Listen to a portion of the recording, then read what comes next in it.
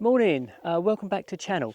I'm at a lovely uncut meadow at the moment, and I'm doing insect photography again, and basically I'm going to look for any insects that I can find, but most importantly I'm looking to photograph butterflies in flight, and they're quite a hard subject. I think they're harder than dragonflies because they're a little bit more predictable. So I'm going to be obviously shooting with a very fast shutter speed, between 2,000 and 4,000 of a second. Anything slower and you're going to get totally blurred wingtips. And I'm using my 180 to 600 zoom lens at the moment, but I might switch to my 300 prime later on. And the reason I'm using a zoom lens is because I don't need to be too close to the insect, so I can stand back from the insect, focus on it, and then wait for it to take off, because that's probably the best way to get insects, or certainly butterflies, in flight. So what I'm going to do is stalk around this lovely meadow. There's loads of butterflies up and about, and it's not super early, it's about 8 o'clock, and I want them to be moving around in energetics. So I didn't come here super early when I'd be maybe looking for the butterflies to be roosting, and so they're less active. I actually want them to be active. I want lots of opportunities for these butterflies to be taking off. And in this meadow here, we've got loads of thistles, and that's great because lots of species of butterflies love feeding on the thistles. So all I have to do is find a patch of thistles, and there's a big patch over there, and there's a big patch behind me, and an even bigger patch behind that. And just wait on that area, wait for the butterfly to land and start feeding, and then focus on it, and then wait for it to take off. Now, once they're feeding, they do stick around for at least a few seconds, maybe 1 or 2 minutes. If they're just settling down on, say, a leaf or a stem of grass, they don't hang around, and they land, and then they take straight off again. But once they start feeding, you've got enough time to get focused, get your composition sorted out, and get ready. So that's what I'm going to do. I'm going to have a wander around and have a look, and then I'll be back in a minute, and we'll talk about the best way to get great sharp pictures of butterflies in flight.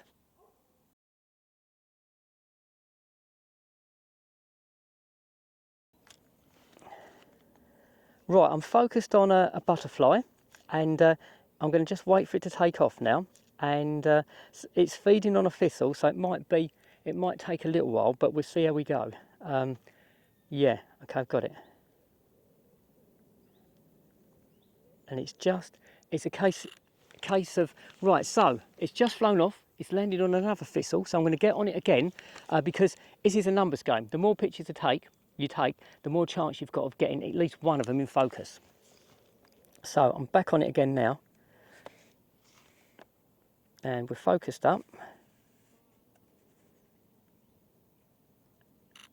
and we're just going to wait. That was a false alarm. I thought it was taking off, and it didn't. There it went. Okay, so I'm going to have a look at these pictures, and as I say, keep practicing, keep taking lots of shots, and hopefully we come away with half a dozen pictures that are sharp, well composed, with a nice background.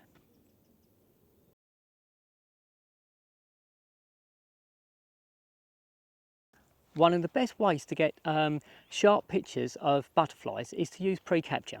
I mean, sharp pictures of many insects actually in flight. So butterflies in flight and lots of other insects, pre-capture is brilliant. And if you don't already know what that is, basically pre-capture is the camera buffering pictures before you press the shutter button. So with my Nikon, I can pre-capture a maximum of 1 second's worth of pictures at 30 frames a second. So that means when I'm activating the autofocus by either pressing the shutter button or the back button, I'm already taking pictures up to a maximum of 30. And then when I press the shutter button fully to take the picture, then I've already got 30 pictures before I've hit the shutter button. So, as I say, when I'm doing butterflies in flight, one of the best ways is to use pre-capture, wait for them to land on a flower and start feeding, and then as they take off, hit the shutter button. And the thing is, often we're not quick enough. Our reactions are just not quick enough to get that butterfly taken off. But by using pre-capture, once I've hit the shutter button, even if I'm a bit slow, I've got 30 pictures before I hit the shutter button, which will have captured that butterfly taking off. So it's a great way to use to get pictures of butterflies in flight.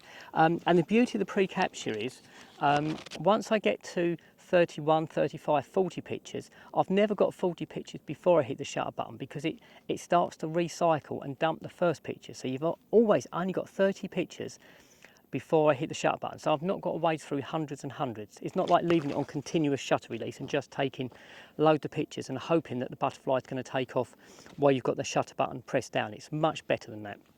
And then what you're hoping for is the butterfly to take off, as I say, parallel to the lens, because if it goes backwards or forwards, the autofocus is probably not going to keep up. So yeah, there is an element of luck. So the pre-capture gives us the ability to get those frames before we hit the shutter button, which is absolutely brilliant and I think a game changer. And then there's a bit of luck involved because you need the butterfly to take off in the right direction, parallel to the lens, so not backwards or forwards. But you know, that's the best way, I think, for getting butterflies and lots of other insects in flight. It's just almost like a game changing bit of technology, I think. So use pre-capture if you've got it. I really heartily recommend that.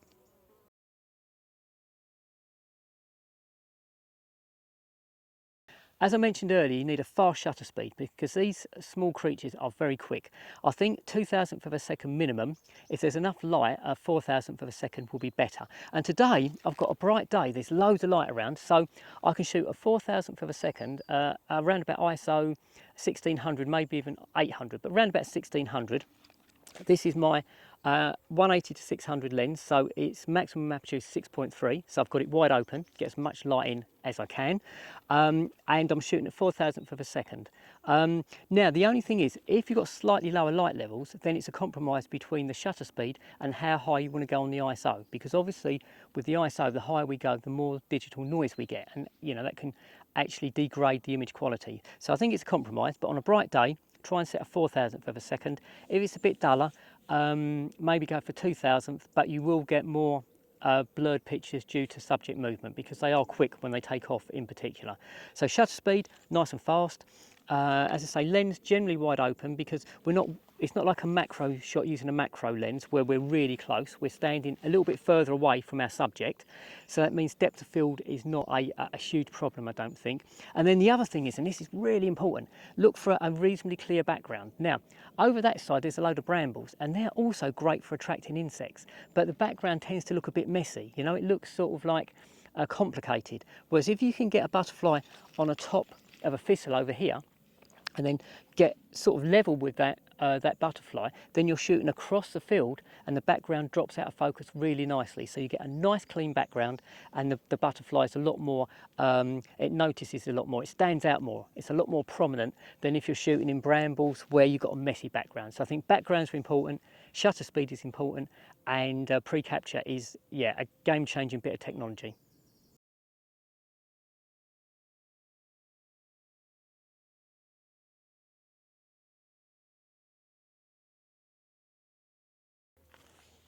This meadow is literally alive with butterflies and I've got a nice low angle and I'm shooting, as I say, across the top of the thistles with a lovely sort of straw coloured grass in the background. It's absolutely fantastic and it's just a case of waiting, as I say, waiting for those butterflies to drop down, focusing on one. There's one over there just in front of me, so I'll get on that and we'll see if it flies. It probably will quite soon. It's just a case of being patient now and away we go. Now, whether that flew off an angle that means the pictures are sharp, as I say, that's anyone's guess. I won't know until I've tried, until I've looked at them on the computer, because it's hard to see. You're taking 30 frames a second here, so there's going to be a lot of pictures to wade through. And chances are, with the whole sequence, you only get one or two sharp pictures if you're lucky. So, but as I say, yeah, there's one right in front of me now. That'll be perfect actually if we can get that. Absolutely perfect. I'm just zooming in a bit. Okay, that's great. Just wait for it to go now. Didn't go that time, but we're ready. So I'm on pre-capture. Fingers crossed. Hopefully that'll go quite soon. And then it's just waiting and being patient. And hoping that your arm doesn't start aching and you put the camera down too soon. Come on, little guy. Let's just take off. That's it, he went.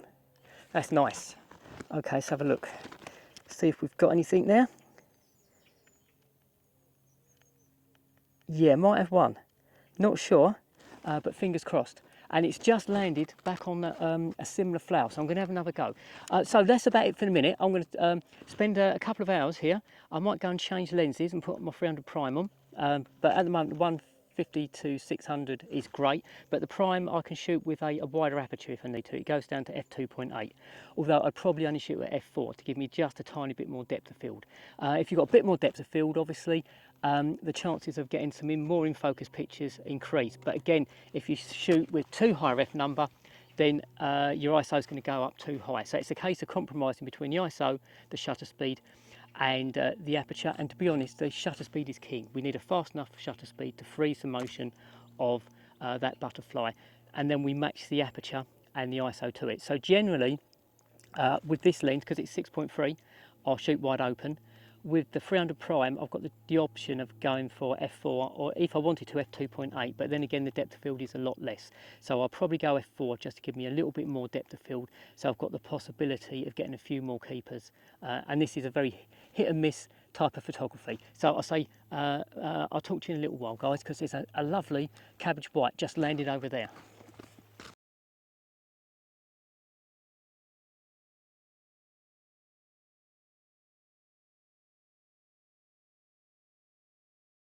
One of the things I think is really important when it comes to composition is to leave a decent amount of space around your subject, because generally as wildlife photographers we either want to do an environmental shot, we've got loads of room around your subject, or we want to be in quite tight, quite close.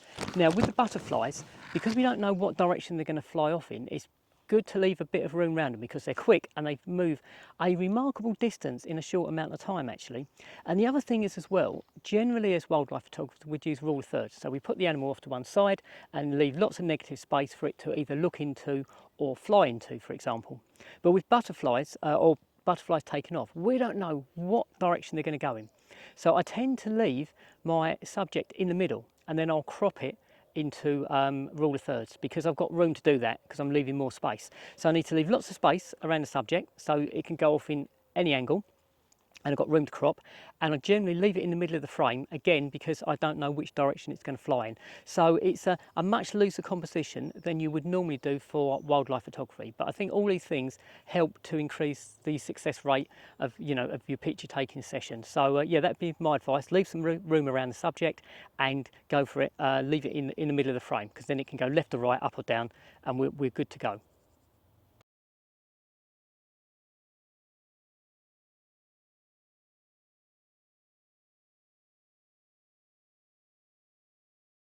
Now, obviously focusing is going to be a big thing. So I'm already pre-focused on the butterfly because it's landed on a flower, so that's great. And the first couple of shots are probably going to be the most successful ones because it won't have moved either backwards or forwards too much, hopefully. But I'm always going to be shooting on continuous focusing, and I've tried experimenting with animal eye detect or not. Obviously we haven't got with the Nikons in particular anyway, we don't have a dedicated insect eye detect, so you can put it on birds, and I've found it works okay. But what I'm doing at the moment is I've turned the animal eye detect off and I'm using a group of 5 autofocus points or 9 autofocus points, and I'm keeping that autofocus group, or the active group of autofocus points, bang on the butterfly, and the middle one of those points I'm putting it on the butterfly's eye because the eye is the most important thing. As I say, it's pretty hit and miss anyway depending on which direction it flies, but keep your continuous focusing going, so the autofocus will try and keep the butterfly in focus. And as I say, experiment with the eye detect, but I've turned mine off for the minute and that seems to be working quite well as well. So it's a case of experimenting, certainly from camera system to camera system.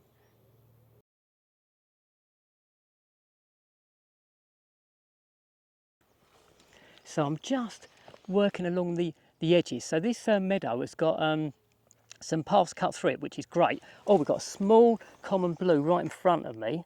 Let's see if we can get that.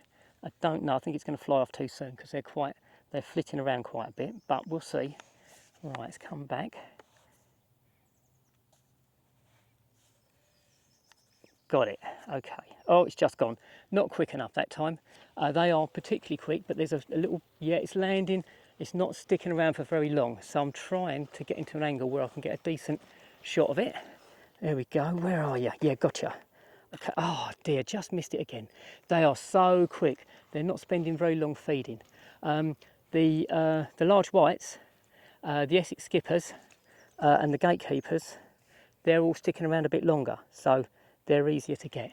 but I'm working along the edges of the field, so I don't want to go in the field and disturb the vegetation too much. And fortunately this place has got some lovely paths cut through the field, so I don't need to. It's great. And I'm on a I think a gatekeeper at the moment, and that hopefully will take off in a minute.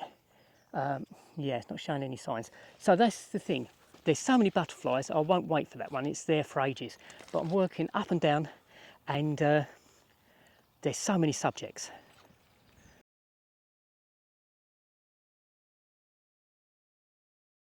I've switched to my 300mm f2.8 to give that a go. And to be honest, on a bright day like today, it's really bright. I don't really need the f2.8 aperture or even an f4.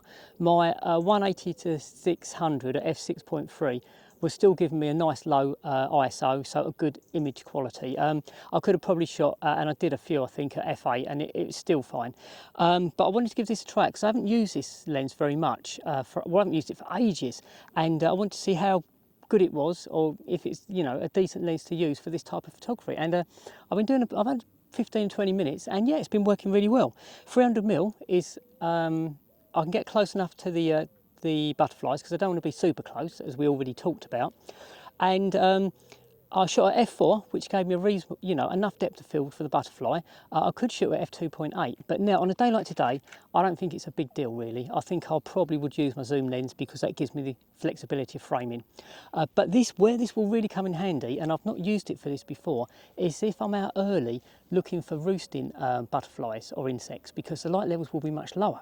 And of course, because they're roosting and it's cooler and they're not moving around at all, then depth of field is not such a big issue because I can focus bang on the eye of the insect. So having the f2.8 then would be a real advantage because I let lots more light in through the lens, so my ISO would drop right down and give me a better quality image. So I think this lens is a good lens to use because of the wide maximum aperture first thing in the morning when there's not very much light around. I think my zoom lens, which is what I've been using up to now over the last couple of years or more actually, on a day like today when you're sort of 8, 9, 10, 11 o'clock, when the light levels are really, really high in the summer, there's enough light to give me a low ISO anyway, so I probably wouldn't use this then. So this is going to be a really good early morning lens for insect photography. You know, as I say, not macro photography, and I've got lots of videos about using a macro lens, but this is insect photography using a longer lens so that you've got a nice working distance, and so you don't have to get too close to the insect and scare it off. And then, as I say, it's great for those flight shots. I've had an absolutely brilliant couple of hours. Now I think I've got some decent shots in the bag, so hopefully there'll be some good pictures to put on this video, and you might have seen some already. It's been brilliant. The light, and the other thing about this as well is the wind is very low. So for this type of photography, you don't want it to be too windy because when the butterflies or the insects are on the top of these flowers, they just blow around, and it's really hard to keep them in focus and to keep your composition. So it's been absolutely brilliant. Yeah, I'm going to sort of call it a wrap now, I think. So I hope you've enjoyed this video. I hope you find it useful. And, you know, if you get a chance and you've got pre-capture in particular, go out and do some butterfly or insect photography before, certainly if you live in the UK, before the summer finishes and we end up winter again and no insects about. So, yes, thanks for watching. Hope you've enjoyed it, and I'll speak to you. God, insects everywhere. I'll speak to you on my next video. So, yeah, bye for now.